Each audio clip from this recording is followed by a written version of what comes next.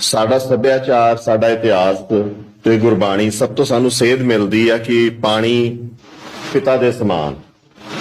ਜਦੋਂ ਅਸੀਂ ਕਿਸੇ ਚੀਜ਼ ਨੂੰ ਪਿਤਾ ਕਹਿੰਦੇ ਆ, ਕਿਸੇ ਨੂੰ ਪਿਤਾ ਦਾ ਰੂਪ ਮੰਨਦੇ ਆ, ਤਾਂ ਪਿਤਾ ਤੋਂ ਸਾਨੂੰ ਸਾਡੀ ਪਛਾਣ ਮਿਲਦੀ ਆ, ਪਿਤਾ ਤੋਂ ਹੀ ਸਾਨੂੰ ਸਾਡੀ ਆਰਥਿਕਤਾ ਮਿਲਦੀ ਆ, ਤੇ ਪਿਤਾ ਤੋਂ ਹੀ ਸਾਡੇ ਸਮਾਜ ਵਿੱਚ ਸਾਨੂੰ ਸਿਕਿਉਰਿਟੀ ਮਿਲਦੀ ਆ, ਜਾਂ ਇਹ ਕਹਿ ਲਓ ਸੁਰੱਖਿਆ ਮਿਲਦੀ ਰਹੀ ਆ।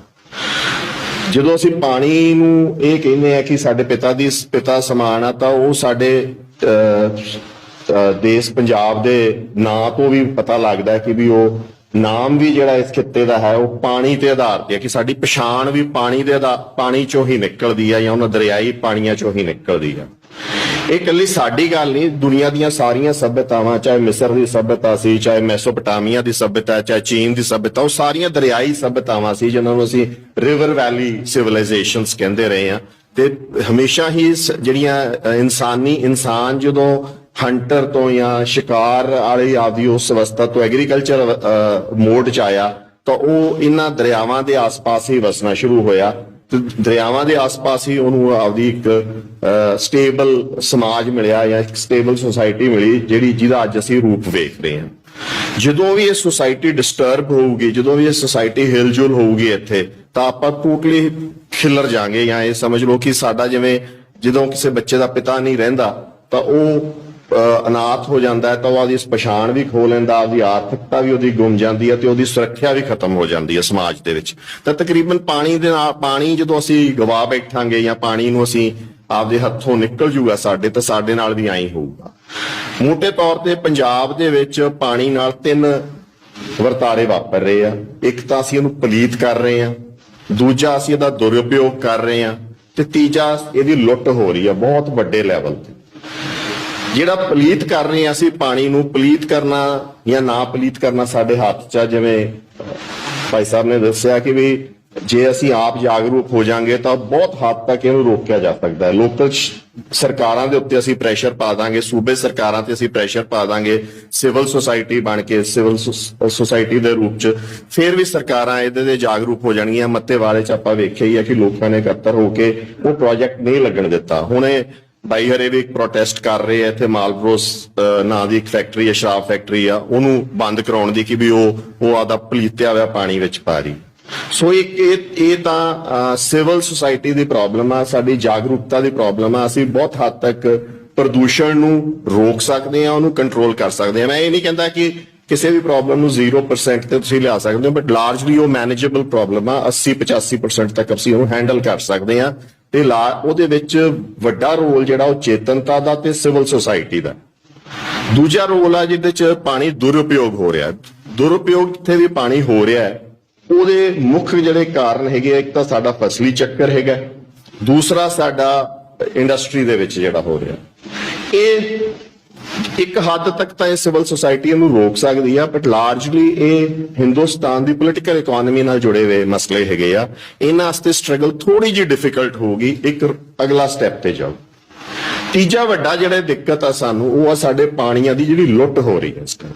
ਜਿਹੜਾ ਪਾਣੀ ਸਾਡਾ ਪੰਜਾਬ ਦਾ ਪਾਣੀ ਆ, ਜਾਂ ਇਸ ਰਿਵਰ ਵੈਲੀ ਦਾ ਪਾਣੀ ਆ, ਜਾਂ ਇਸ ਬੇਸਨ ਦਾ ਪਾਣੀ ਆ, ਉਹ ਪਾਣੀ ਜਿਹੜਾ ਨੌਨ ਬੇਸਨ ਏਰੀਆਜ਼ 'ਚ ਜਾ ਰਿਹਾ, ਜਾਂ ਉਹਨਾਂ ਇਲਾਕਿਆਂ ਜਾ ਰਿਹਾ ਜਿਨ੍ਹਾਂ ਦਾ ਉਹਨਾਂ ਤੇ ਹੱਕ ਨਹੀਂ, ਤਾਂ ਉਹ ਜਿਹੜਾ ਮਸਲਾ ਉਹ ਲੜਿਆ ਜਾ ਸਕਦਾ ਲੀਗਲ ਤਰੀਕਿਆਂ ਨਾਲ। ਪਰ ਅਸੀਂ ਇਹ ਵੇਖਿਆ ਕਿ ਉਹ ਲਾਰਜਲੀ ਇੱਕ ਪੋਲੀਟੀਕਲ ਲੜਾਈ ਹੈ, ਇੱਕ ਰਾਜਨੀਤਿਕ ਲੜਾਈ। ਇਹ ਲੜਾਈ ਕਿਉਂ ਬਣੀ, ਜਾਂ ਇਹ ਪਾਣੀ ਕਿਉਂ ਹੋਇਆ, ਆਪਾਂ ਥੋੜਾ ਜਿਹਾ ਇਤਿਹਾਸ 'ਚ ਜਾਵਾਂਗੇ, ਤੇ ਮੈਂ ਇਸ ਮੁੱਦੇ ਤੇ ਗੱਲ ਕਰੂੰਗਾ ਤੁਹਾਡੇ ਨਾਲ।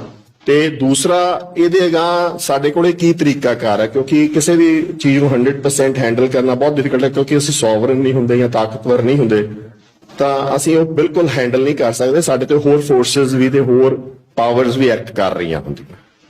ਤਾਂ ਇਹ ਜਿਹੜਾ ਇੰਡਸ ਵੈਲੀ ਹੈਗੀ ਆ, ਜਿਹਨੂੰ ਸਿੰਧ ਘਾਟੀ ਕਹਿੰਦੇ ਆ, ਜਿਹਦੇ ਤੋਂ ਅਸੀਂ ਪੰਜਾਬ ਦਾ ਨਾਮ ਬਣਿਆ, ਉਹਦੇ ਮੁੱਖ ਤੌਰ ਤੇ ਤਕਰੀਬਨ 6 ਦਰਿਆ ਹੈਗੇ ਆ, ਵੱਡੇ ਦਰਿਆ। ਛੋਟੇ ਛੋਟੇ ਰਿਵੂਲੈਟਸ ਵੀ ਬਹੁਤ ਆ, ਹੋਰ ਐਕਵਾਫਰਸ ਵੀ ਬਹੁਤ ਹੈਗੇ ਆ, ਚੋ ਬੜੇ ਹੈਗੇ ਆ, ਬਟ ਮੋਟੇ ਤੌਰ ਤੇ 6 ਦਰਿਆ, ਜਿਨ੍ਹਾਂ ਚੋਂ ਇੱਕ ਸਿੰਧ ਦਰਿਆ, ਜੇਹਲਮ ਆ, ਚਨਾਬ, ਫਿਰ ਰਾਵੀ ਆ, ਫਿਰ ਆਪਣਾ ਬਿਆਸ ਆ, ਤੇ ਸਤਲੁਜ ਆ। ਇਹਨਾਂ ਨੂੰ ਮਿਲਾ ਕੇ, ਇਸ ਖਿੱਤੇ ਨੂੰ ਮਿਲਾ ਕੇ ਆਪਾਂ ਪੰਜਾਬ ਕਹਿੰਦੇ ਆ। ਜਦੋਂ ਆਪਾਂ ਸਤਲੁਜ ਤੋਂ ਘੱਗਰ ਤੱਕ ਜਾਂਦੇ ਆ, ਤਾਂ ਉਹ ਇੱਕ ਟ੍ਰਾਂਜੀਸ਼ਨ ਬੇਸ ਹੈਗੀ ਆ ਤੇ ਤਕਰੀਬਨ ਖਰੜ ਤੋਂ ਬਾਅਦ ਆਪਾਂ ਲੈ ਲਈਏ ਜਾਂ ਪਟਿਆਲੇ ਤੋਂ ਬਾਅਦ ਧਰਤੀ ਉੱਚੀ ਹੋਣੀ ਸ਼ੁਰੂ ਹੋ ਜਾਂਦੀ ਹੈ ਤਾਂ ਘੱਗਰ ਕਈ ਵਾਰੀ ਇੱਧਰ ਗਿਣ ਲਿਆ ਜਾਂਦਾ ਸੀ ਤੇ ਕਈ ਵਾਰੀ ਉੱਧਰ, ਬਟ ਉਹਦੇ ਆਪਾਂ ਨੂੰ ਨੁਕਸਾਨ ਜ਼ਿਆਦਾ ਹੋਏ ਆ ਜਦੋਂ ਅਸੀਂ ਇੱਧਰ ਗਿਣਦੇ ਆ ਇਸ ਬੇਸਿਨ 'ਚ। ਤੇ ਇਹ ਮੋٹے ਤੌਰ ਤੇ ਬੇਸਨ ਆ। ਇਹਦੇ ਵਿੱਚੋਂ ਜਿਹੜਾ ਸਿੰਧ ਦਰਿਆ ਹੈ ਉਹ ਤਕਰੀਬਨ 90 ਮਿਲੀਅਨ ਏਕੜ ਫੁੱਟ ਦਾ, 900 ਲੱਖ ਏਕੜ ਫੁੱਟ ਦਾ, ਮਤਲਬ 900 ਲੱਖ ਏਕੜ ਨੂੰ ਉਹ ਪਾਣੀ ਜੇ ਆਪਾਂ ਫੈਲਾ ਦਈਏ ਤਾਂ 1 ਫੁੱਟ ਉਚਾਈ ਤੱਕ ਆਪਾਂ ਉਹਨੂੰ ਭਰ ਸਕਦੇ ਹਾਂ। ਮਤਲਬ 90 ਮਿਲੀਅਨ ਏਕੜ ਫੁੱਟ ਦਾ ਉੱਥੇ ਪਾਣੀ ਫਲੋ ਹੈਗਾ। ਉਦੋਂ ਬਾਅਦ ਦੂਜਾ ਦਰਿਆ ਹੈਗਾ ਜੇਹਲਮ, ਜਿਹੜਾ ਫਿਰ 23 ਮਿਲੀਅਨ ਏਕੜ ਫੁੱਟ ਦਾ ਹੈ। ਫਿਰ ਚਨਾਹ ਹੈ ਜਿਹੜਾ ਉਹ ਵੀ 23 ਮਿਲੀਅਨ ਏਕੜ ਫੁੱਟ ਦਾ ਹੈ। ਤੇ ਉਦੋਂ ਬਾਅਦ ਜਿਹੜਾ ਅਗਲਾ ਦਰਿਆ ਹੈ ਰਾਵੀ, ਉਹ ਸਿਰਫ 6.5 ਮਿਲੀਅਨ ਏਕੜ ਫੁੱਟ ਦਾ। ਉਦੋਂ ਬਾਅਦ ਅਗਲਾ ਦਰਿਆ ਆ ਜਾਂਦਾ ਬਿਆਸ, ਉਹ ਤਕਰੀਬਨ 12.5 ਮਿਲੀਅਨ ਏਕੜ ਫੁੱਟ ਦਾ ਤੇ ਸਤਲੁਜ ਆ ਫਿਰ ਉਹ 12-13 ਮਿਲੀਅਨ ਏਕੜ ਫੁੱਟ ਦਾ। ਇਹ ਮੋٹے ਜਿਹੇ ਅੰਦਾਜ਼ੇ ਆ, ਇਹ ਫਲੋਜ਼ ਵਾਧੇ ਘਟਦੇ ਰਹਿੰਦੇ ਆ। ਇਹ ਫਲੋ ਅਗਾਂਹ ਆਉਣ ਵਾਲੇ ਸਮੇਂ 'ਚ ਕੁਝ ਸਾਇੰਸਦਾਨਾਂ ਦਾ ਇਹ ਕਹਿਣਾ ਹੈ ਕਿ ਇਹ ਵਧਣਗੇ, ਕੁਝ ਸਾਇੰਸਦਾਨਾਂ ਦਾ ਇਹ ਕਹਿਣਾ ਹੈ ਕਿ ਘਟਣਗੇ, ਬਟ ਇਹ ਹਲੇ ਤੱਕ ਕਿਸੇ ਕੋਲੇ ਕੋਈ ਪੁਖਤਾ ਗੱਲਾਂ ਹੈ ਨਹੀਂ ਕਿ ਕਿਵੇਂ ਹੋਣਗੇ। ਕੋਈ ਕਹਿੰਦਾ ਗਲੋਬਲ ਵਾਰਮਿੰਗ ਨਾਲ ਗਲੇਸ਼ੀਅਰਸ ਵੱਧ ਪਿਘਲਣਗੇ, ਜ਼ਿਆਦਾ ਹੋਊਗਾ, ਕੋਈ ਕਹਿੰਦਾ ਰੇਨਫਾਲਸ ਘਟ ਜਾਣਗੀਆਂ ਤਾਂ ਟ੍ਰਿਬਿਊਟਰੀਜ਼ 'ਚ ਪਾਣੀ ਘਟ ਜਾਊਗਾ। ਸੋ ਇਹ ਆਪਾਂ ਨੂੰ ਸਮੇਂ ਨਾਲ ਹੀ ਪਤਾ ਲੱਗੂਗਾ, ਕਿਉਂਕਿ ਹੋਇਆ ਕਿ ਮੌਸਮ ਇੱਕ ਬਹੁਤ ਹੀ ਵੇਰੀਏਬਲ ਚੀਜ਼ ਹੈ, ਇਹਨੂੰ ਕੰਟਰੋਲ ਕਰਨਾ ਜਾਂ ਸਮਝਣਾ ਹਾਲੇ ਤੱਕ ਕੁਦਰਤ ਨੂੰ ਆਪਣੇ ਸਾਇੰਸਦਾਨਾਂ ਦੇ ਪੂਰੀ ਸਮਝ ਹੈ ਨਹੀਂ। ਇਹ ਸਬਜੈਕਟ ਮੋਟਾ ਜਿਹਾ ਅੰਦਾਜ਼ਾ ਹੀ ਲਗਾ ਸਕਦੇ। ਹੁਣ ਆਪਾਂ ਜੇ ਇਹਨੂੰ ਦੇਖੀਏ ਤਾਂ ਕੀ ਹੋਇਆ ਹੈ ਕਿ ਵੀ ਮੁਗਲਾਂ ਦੇ ਸਮੇਂ ਤੋਂ ਇਹ ਦਰਿਆਵਾਂ ਦੇ ਆਸੇ-ਪਾਸੇ ਖੇਤੀ ਹੁੰਦੀ ਸੀ ਤੇ ਇਹ ਦਰਿਆ ਇੰਨੇ ਸਾਫ਼ ਤੇ ਇੰਨੇ ਸੋਹਣੇ ਸੀ ਕਿ ਇੱਥੇ ਹਰ ਤਰ੍ਹਾਂ ਦੀ ਸਪੀਸ਼ੀਜ਼ ਪਾਈ ਜਾਂਦੀ ਸੀ। ਜਦੋਂ ਬਾਬਰ ਇੱਥੇ ਆਇਆ ਤਾਂ ਆਪਦੇ ਬਾਬਰਨਾਮੇ 'ਚ ਲਿਖਦਾ ਹੈ ਕਿ ਵੀ ਇੱਥੇ ਦਰਿਆਈ ਘੋੜੇ, ਜਿਨ੍ਹਾਂ ਨੂੰ ਅਸੀਂ ਰਾਈਨੋਸਰਸ ਕਹਿੰਦੇ, ਉਹ ਮਿਲਦੇ ਸੀ, ਮਡ ਡਾਲਫਿਨਸ ਮਿਲਦੀਆਂ ਸੀਗੀਆਂ, ਹੋਰ ਤਰ੍ਹਾਂ ਦੇ ਪੰਛੀਆਂ ਪਰਿੰਦਿਆਂ ਦੇ ਨਾਂ ਲਿਖਦਾ ਉਹ। ਉਦੋਂ ਬਾਅਦ 1550 'ਚ ਇੱਕ ਤੁਰਕੀ ਦਾ ਐਡਮਿਰਲ ਆਇਆ, ਟਰਕਿਸ਼ ਜਨਰਲ, ਉਸਮਾਨੀਆ ਕਿੰਗਡਮ ਦਾ ਜਾਂ ਸਾਮਰਾਜ ਦਾ।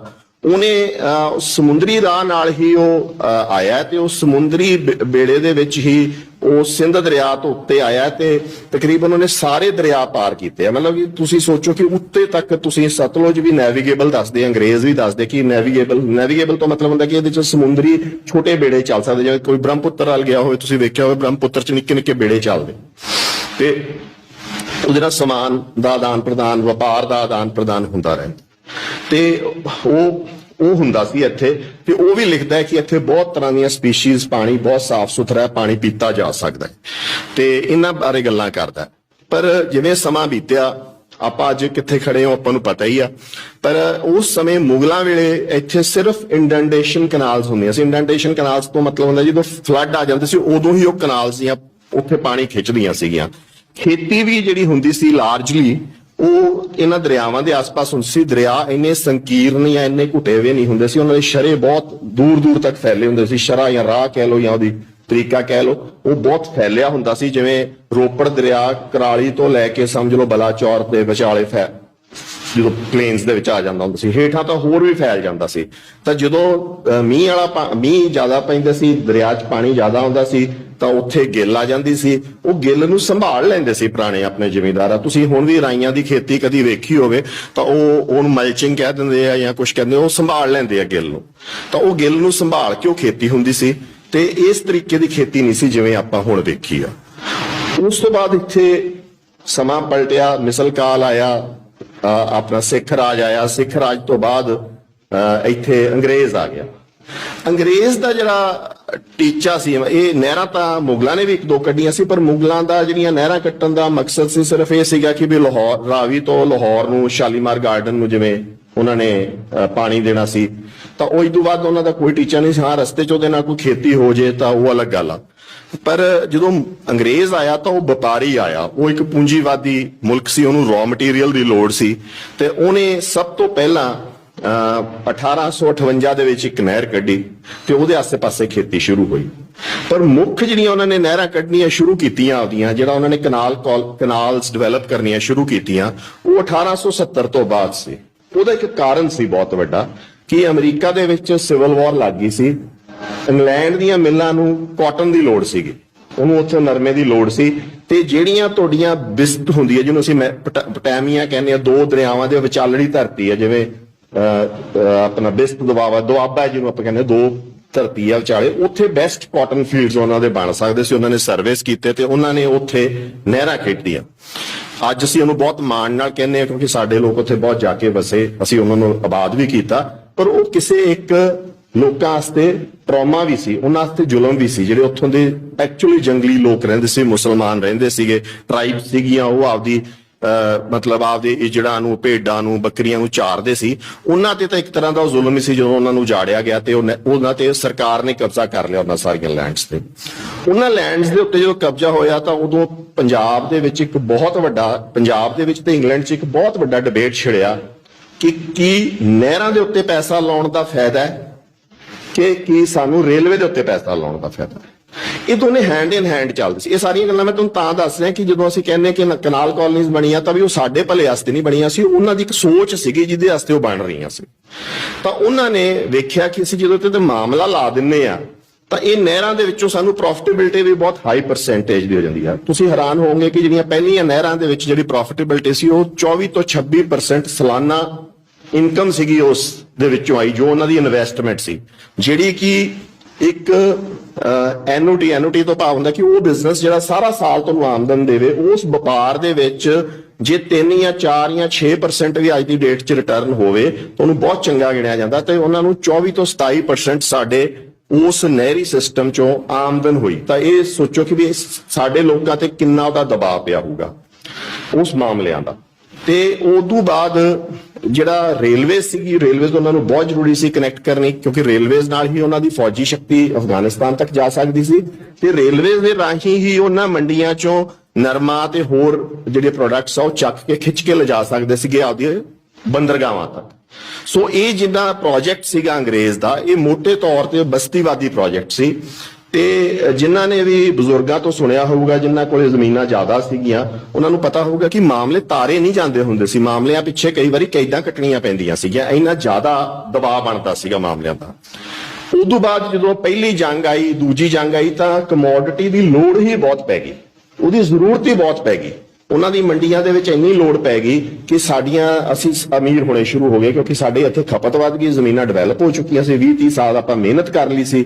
ਤੇ ਉਧਰੋਂ ਯੂਰਪ ਦੇ ਵਿੱਚ ਖਪਤ ਵੱਧ ਗਈ ਸੀਗੀ, ਇੱਕ ਉਹਨਾਂ ਦੀ ਆਬਾਦੀ ਬਹੁਤ ਵੱਧ ਗਈ ਸੀਗੀ। ਉਸ ਆਬਾਦੀ ਦੇ ਵਿੱਚ ਉਹਨਾਂ ਨੂੰ ਸਸਤਾ ਜਿਹੜਾ ਫੂਡ ਗ੍ਰੇਨ ਮਿਲਦਾ ਸੀ ਉਹ ਪੰਜਾਬ ਚੋਂ ਹੀ ਮਿਲਦਾ ਸੀਗਾ। ਤਾਂ ਇਹ ਗੱਲਾਂ ਆਪਾਂ ਨੂੰ, ਇਹ ਪਾਲਿਸੀਆਂ ਤੁਸੀਂ ਵੇਖੋਗੇ ਕਿ ਇਹ ਗਾਂ ਕੰਟੀਨਿਊ ਹੋਈਆਂ ਜਦੋਂ ਭਾਰਤ ਸਰਕਾਰ, ਜਦੋਂ ਟ੍ਰਾਂਸਫਰ ਆਫ ਪਾਵਰ ਹੋ। ਤਾਂ ਇੱਕ ਤਰ੍ਹਾਂ ਦਾ ਪੰਜਾਬ ਜਿਹੜਾ ਸੀਗਾ ਉਹਨਾਂ ਵਾਸਤੇ ਸਸਤੀ ਕਾਟਨ, ਸਸਤੀ ਫੂਡ ਗ੍ਰੇਨ, ਸਿਪਾਹੀ ਤੇ ਵੱਡੀ ਗੱਲ ਆ ਕਿ ਸਸਤੇ ਜਾਨਵਰ, ਬਹੁਤ ਮਤਲਬ ਜਿਹੜੇ ਘੋੜੇ ਪਾਲਣ ਵਾਸਤੇ 500 ਕਿੱਲਾ ਜ਼ਮੀਨ ਦਿੰਦੇ ਸੀ, ਉਹ ਹੋਰ ਖੱਚਰ ਪਾਲਣ ਵਾਸਤੇ ਦਿੰਦੇ ਸੀ, ਉਹ ਸਾਰੀਆਂ ਉਹਨਾਂ ਨੂੰ, ਕਿਉਂਕਿ ਜੰਗ ਦੇ ਵਿੱਚ ਅਫਗਾਨਿਸਤਾਨ ਦੇ ਵਿੱਚ ਲੋੜ ਪੈਂਦੀ ਸੀ ਤਾਂ ਉਹ ਬਾਰਡਰ ਨੀਅਰੈਸਟ ਪਲੇਨਸ ਦੇ ਵਿੱਚ ਇਹ ਚੀਜ਼ਾਂ ਪਾਲਦੇ ਸੀਗੇ। ਤੇ ਉਹਦੇ ਵਿੱਚੋਂ ਬਹੁਤ ਵੱਡੇ ਵੱਡੇ ਜ਼ਮੀਂਦਾਰ ਪੈਦਾ ਹੋਏ, ਟਿਵਾਣੇ ਸੀਗੇ, ਆਪਣਾ ਆ ਜਿਹੜੇ ਮੇਨਕਾ ਗਾਂਧੀ ਦਾ ਦਾਦਾ ਕੇ ਪੜਦਾਦਾ ਸਾਹਿਬ ਦਲਬੀਰ ਸਿੰਘ ਸੀਗਾ, ਉਹ ਸੀਗਾ, ਖੁਸ਼ਵੰਤ ਸਿੰਘ ਹਰਿਆਂ ਦਾ ਪਰਿਵਾਰ ਸੀ। ਇਹ ਸਾਰੇ ਬਹੁਤ ਵੱਡੇ ਵੱਡੇ ਜ਼ਮੀਂਦਾਰ ਤੇ ਵੱਡੇ ਲੈਂਡਲੋਰਡਸ ਪੈਦਾ ਹੋਏ। ਛੋਟੇ ਛੋਟੇ ਜਿਹੜੇ ਸਿੱਖ ਪਰਿਵਾਰ 100 200 300 4 ਹਜ਼ਾਰ ਏਕੜ ਵਾਲੇ ਵੀ ਬਹੁਤ ਸੀਗੇ, ਜਿਹੜੇ ਉਹਨਾਂ ਨੂੰ ਇਹ ਸਾਰਾ ਕੁਝ ਪ੍ਰੋਵਾਈਡ ਕਰਦੇ ਸੀਗੇ। ਤੇ ਉਹਨਾਂ ਦਾ ਇੱਕ ਪੋਲੀਟੀਕਲ ਅਸਰ ਰਸੂਖ ਵੀ ਬਹੁਤ ਹੁੰਦਾ ਸੀ ਸੁਸਾਇਟੀ ਦੇ ਵਿੱਚ ਉਸ ਸਮੇਂ ਦੇ ਵਿੱਚ। ਇਹ ਸਮਾਂ ਬਦਲਦਾ ਗਿਆ, ਅੱਗੇ ਚੱਲਦਾ ਗਿਆ, ਭਾਰਤ ਦੇ ਵਿੱਚ ਟ੍ਰਾਂਸਫਰ ਆਫ ਪਾਵਰ ਹੋ ਗਈ ਤੇ ਉਦੋਂ ਪਹਿਲਾਂ ਇੱਕ ਉਨੀ ਦੇਰ ਤੱਕ ਇਹ ਸਾਰੀ ਜਿਹੜੀ ਕਨਾਲ ਕਾਲੋਨੀ ਸੀਗੀਆਂ ਇਹ ਪੰਜਾਬ ਦੇ ਵਿੱਚ ਹੀ ਸੀਗੀਆਂ। ਮਤਲਬ ਪੰਜਾਬ ਦੇ ਦਰਿਆ ਇੱਕ ਦੂਜੇ ਨਾਲ ਕਨੈਕਟ ਕੀਤੇ ਗਏ ਤੇ ਪੰਜਾਬ ਦੀਆਂ ਹੀ ਉਹ ਦੁਆਬਾਂ ਨੂੰ ਕਨੈਕਟ ਕਰਕੇ ਕੋਸ਼ਿਸ਼ ਕੀਤੀ ਗਈ ਕਿ ਵੀ ਆਪਾਂ ਇਹਨਾਂ ਨੂੰ ਆਬਾਦ ਕਰੀਏ। ਇਹਦਾ ਚਲੋ ਕਲੋਨੀਅਲ ਨੈਰੇਟਿਵ ਨੂੰ ਫਾਇਦਾ ਸੀਗਾ, ਉਹਨਾਂ ਨੂੰ ਵੀ ਫਾਇਦਾ ਸੀ, ਪਰ ਆਪਣੇ ਲੋਕਾਂ ਦੇ ਵਿੱਚ ਵੀ ਇੱਕ ਜਾਗਰੂਕਤਾ ਆਈ, ਆਪਣੇ 'ਚ ਵੀ ਆਰਥਿਕਤਾ ਚੰਗੀ ਹੋ ਗਈ, ਸਕੂਲ ਖੁੱਲ ਗਏ, ਐਜੂਕੇਸ਼ਨ ਆ ਗਈ। ਤਾਂ ਇੱਕ ਤਰ੍ਹਾਂ ਦਾ ਆਪਾਂ ਪੂਰਾ 1-to-1 ਰਿਲੇਸ਼ਨਸ਼ਿਪ ਤਾਂ ਨਹੀਂ ਕਹਿ ਸਕਦੇ, ਪਰ ਇੱਕ ਮਾਸਟਰ ਸਲੇਵ ਰਿਲੇਸ਼ਨਸ਼ਿਪ ਜਾਂ ਆਪਣਾ ਠੀਕ ਚੱਲਦਾ ਰਿਹਾ। ਪਰ ਨਾਲ ਦੀ ਨਾਲ ਇੱਕ ਘਟਨਾ ਹੋਰ ਹੋਈ ਜਿਹਦੇ ਵਿੱਚ